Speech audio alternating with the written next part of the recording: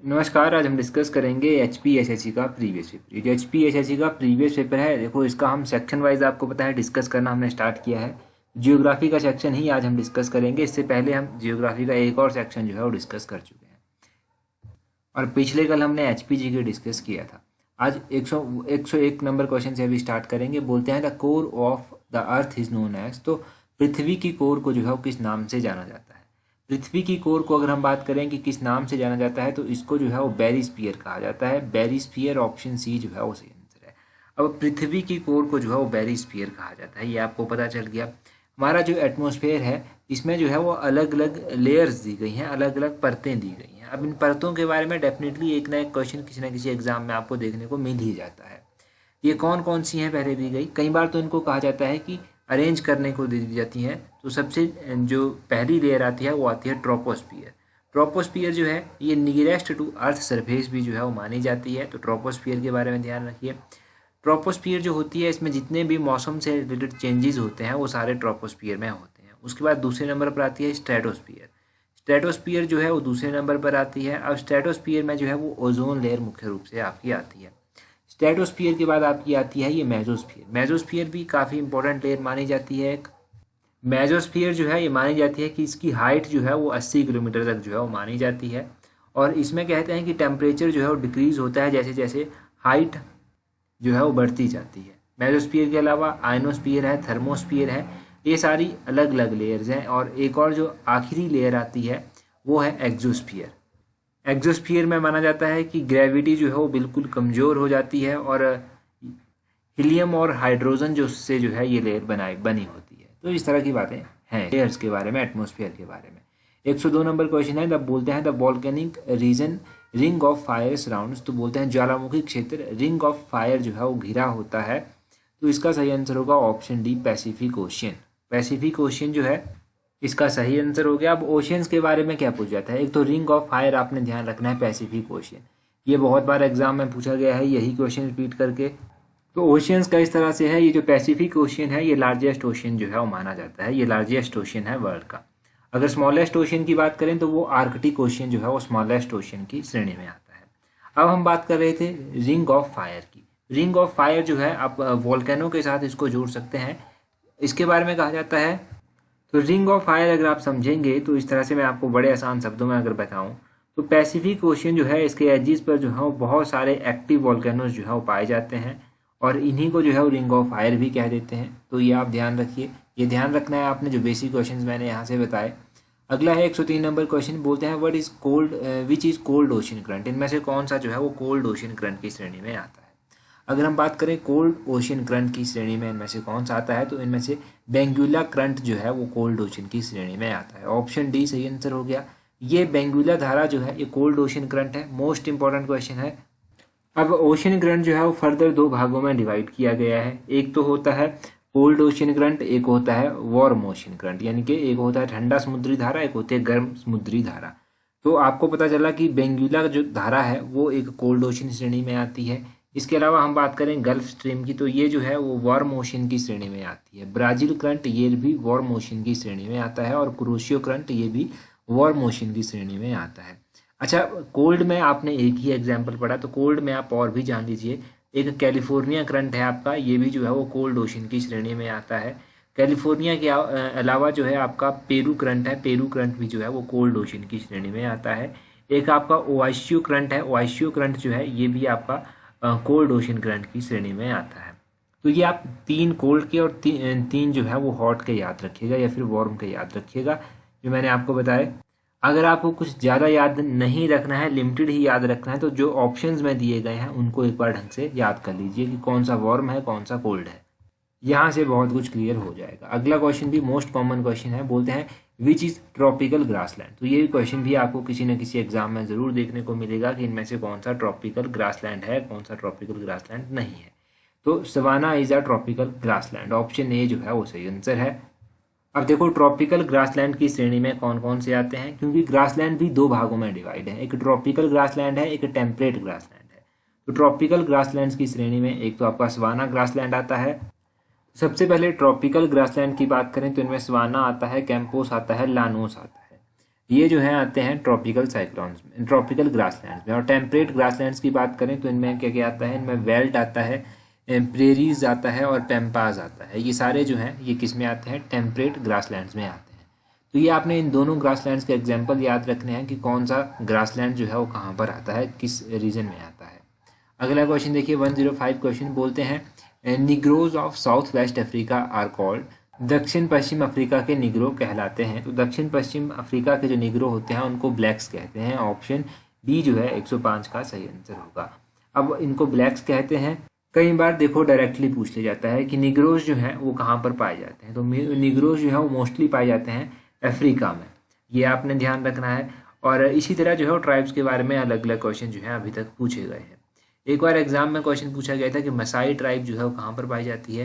तो मसाई जो है वो फेमस ट्राइब है तंजानिया और केन्या रीजन की, तंजानिया और केन्या रीजन की ये फेमस ट्राइब मान जाती है। एक बार एग्जाम में क्वेश्चन पूछा गया था कि जो लोग सेंट्रल एशिया में रहते हैं उनको किस नाम से जानते हैं, वो कौन सी ट्राइब है या फिर, तो किर्गिज ट्राइब जो है, किर्गिज ट्राइब आपने ध्यान रखना है। इस ट्राइब के लोग जो है वो मोस्टली सेंट्रल एशिया रीजन में जो है रहते हैं। तो ये 2-3 क्वेश्चन अभी तक पूछे गए हैं ट्राइब्स के बारे में, इनको आप ध्यान रखिएगा। 106 नंबर क्वेश्चन में बोलते हैं Namibia is the new name of, Namibia जो है वो किसका नया नाम है। नाम्बिया जो है वो नया नाम है साउथ वेस्ट अफ्रीका का। ऑप्शन डी जो है वो सही आंसर होगा। अब साउथ वेस्ट अफ्रीका का जो है वो नाम्बिया नया नाम है साउथ वेस्ट अफ्रीका का। अच्छा, इसी तरह के कुछ और भी क्वेश्चन आप याद रखिए।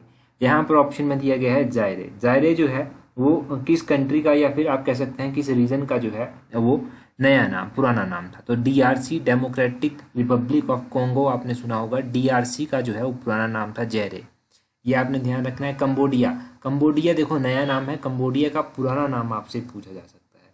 तो कंबोडिया का पुराना नाम क्या है, इसका पुराना नाम कंपूचिया है, कंपूचिया इसका पुराना नाम है। इसी तरह आपको पता है कि श्रीलंका का पुराना नाम सिलोन था। तो ये 3-4 कंट्रीज भी आप यहाँ से याद रखिए। अगला क्वेश्चन है 107 नंबर क्वेश्चन, बोलते हैं विच इज एन आर्कियोपोलॉजी, तो इनमें से कौन सा एक द्वीप समूह है। अगर हम आर्कियोपोलॉजी की बात करें इनमें से, तो इनमें से ऑप्शन सी जो है वो सही आंसर होगा, फिलीपींस। फिलीपींस जो है एक आर्कियोपोलॉजी है। देखो फिलीपींस एक कंट्री है, इसकी कैपिटल कहाँ पर है वो आपको पता होना चाहिए। तो फिलीपींस की कैपिटल है मनीला, मनीला में जो है वो फिलीपींस की कैपिटल है। अगला क्वेश्चन देखिए 108 नंबर क्वेश्चन, बोलते हैं the world longest river is, तो वर्ल्ड की लॉन्गेस्ट रिवर जो है यहाँ पर पूछी गई है। अगर वर्ल्ड की लॉन्गेस्ट रिवर आपसे पूछी गई है तो इसका सही आंसर है नील। नील जो है वो वर्ल्ड की लॉन्गेस्ट रिवर जो है वो मानी जाती है। अच्छा, ये जो नील नदी है इसका ओरिजिन कहाँ से होता है, तो विक्टोरिया लेक से जो है इसका ओरिजिन होता है। और ये कहाँ पर जाकर लास्ट में गिरती है, तो ये मेडिटेरियन सी में जाकर जो है वो लास्ट में गिरती है। यहाँ पर अमेजोन दिया गया है, तो अमेजोन का आपने ध्यान रखना है कि इसका ओरिजिन जो है वो एंड्स पर्वत श्रृंखला से होता है और ये लास्ट में जाकर अटलांटिक ओशन में जो है वो फॉल करती है। और यहाँ पर एक मिसिसिपी मिसौरी दिया गया है। मिसिसिपी मिसौरी लेक, ये जो रिवर है ये इटास्का लेक जो कि यूएसए में स्थित है वहाँ से निकलती है और ये गल्फ ऑफ मैक्सिको में जाकर जो है वो लास्ट में गिर जाती है। ये आपने ध्यान रखना। और गंगा कहाँ से निकलती है, चलिए आप कमेंट करके बता दीजिए गंगा कहाँ से निकलती है और गंगा जो है वो लास्ट में जाकर कहाँ पर फॉल करती है, ये आप कमेंट करके बता दीजिए, बिल्कुल आसान है। आगे 109 नंबर क्वेश्चन में पूछते हैं खैबर पास इज इन विच कंट्री, ये जो खैबर दर्रा है ये कौन सी कंट्री में स्थित है। खैबर दर्रा जो है वो पाकिस्तान में स्थित है। ऑप्शन डी जो है वो सही आंसर है। देखो इंपॉर्टेंट पासेज आपको पता होने चाहिए, खासकर इंडिया के अगर इंपॉर्टेंट पासेज आपको पता है तो बहुत सारे क्वेश्चन वहाँ से सॉल्व हो जाते हैं। लिपू लेक कहाँ पर पड़ता है, लिपू लेक उत्तराखंड में पड़ता है। उत्तराखंड को जो है वो तिब्बत से ये जोड़ता है। इसी तरह जो है लिपू लेक के अलावा एक दीपू दर्रा आता है। दीपू दर्रा जो है ये अरुणाचल प्रदेश में पड़ता है मुख्य रूप से। और दीपू दर्रा के अलावा जोजिला दर्रा, जोजिला दर्रा जो है वो श्रीनगर, कारगिल और लेह रीजन को आपस में जोड़ता है। आप कह सकते हैं कि श्रीनगर और कारगिल और लेह को जो है ये जोड़ता है। इसी तरह जो है वो बुर्जिला पास आता है। बुर्जेल पास जो है, बुर्जेल पास आपने ध्यान रखना है, ये भी श्रीनगर वैली में ही जो है स्थित है। ये नाथुला दर्रा आपने बहुत बार एग्जाम में पढ़ा होगा। नाथुला दर्रा जो है वो सिक्किम में पड़ता है।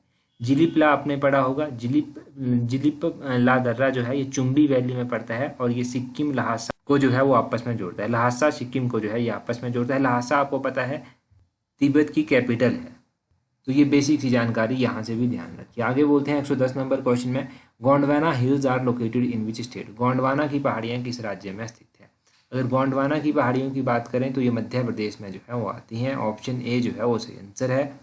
इसी तरह लास्ट वीडियो में भी हमने कुछ इस तरह की हिल्स जानी थी, जैसे कि गुरु शिखर पीक या अरावली रेंज जो मुख्य रूप से राजस्थान में पड़ती है, वहाँ की हाईएस्ट पीक जो है वो मानी जाती है।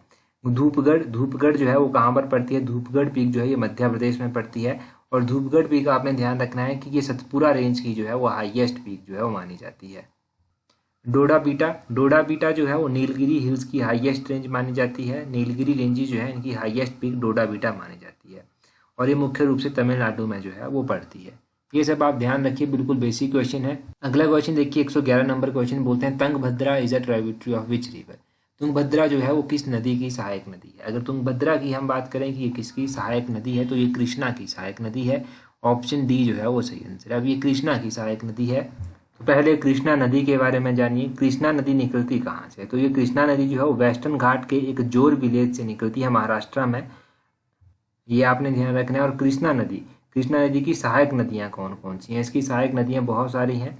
इनमें एक तो आपकी तुंगभद्रा आ जाती है, मूसी आ जाती है, भीमा आ जाती है, मुन्नेरू आ जाती है। मुन्नेरू के अलावा जो है मालप्रभा आ जाती है। अच्छा, अगर कई बार क्वेश्चन पूछ लिया जाता है कि which of the following is right bank tributary of Krishna, तो ध्यान रखना है कि तुंगभद्रा जो है ये तुंगभद्रा रिवर जो है ये राइट बैंक ट्राइब्यूटरी है किसकी? कृष्णा की। तो ये राइट बैंक ट्राइब्यूटरी है, ये भी ध्यान रखिए। कृष्णा नदी पर जो है एक डैम भी बना हुआ है, अगर आपने पढ़ा होगा जीके में, नागार्जुन सागर डैम।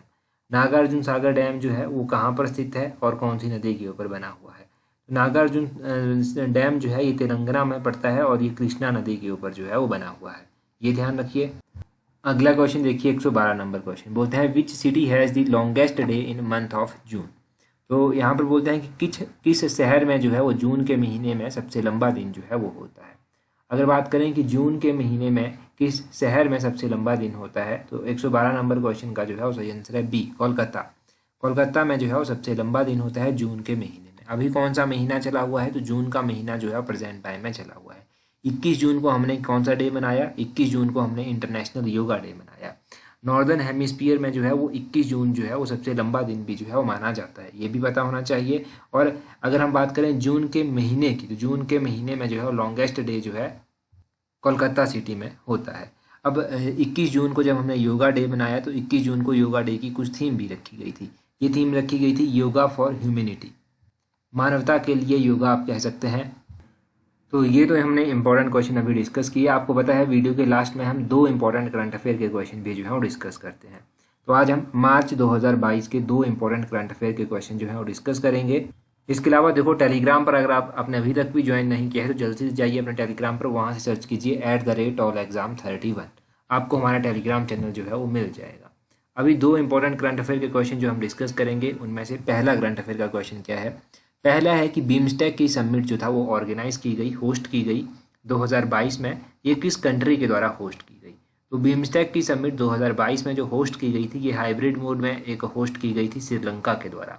ये आपने ध्यान रखना है कि श्रीलंका ने इसको होस्ट किया था।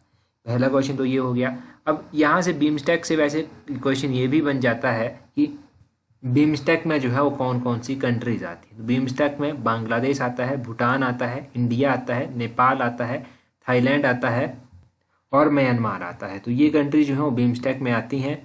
तो ये तो हो गया पहला। अब दूसरा करंट अफेयर का क्वेश्चन ये है कि इस बार जो है जो स्विस ओपन बैडमिंटन 2022 टाइटल जो है वो एक इंडियन शटलर के द्वारा जीता गया है, तो इनका क्या नाम है?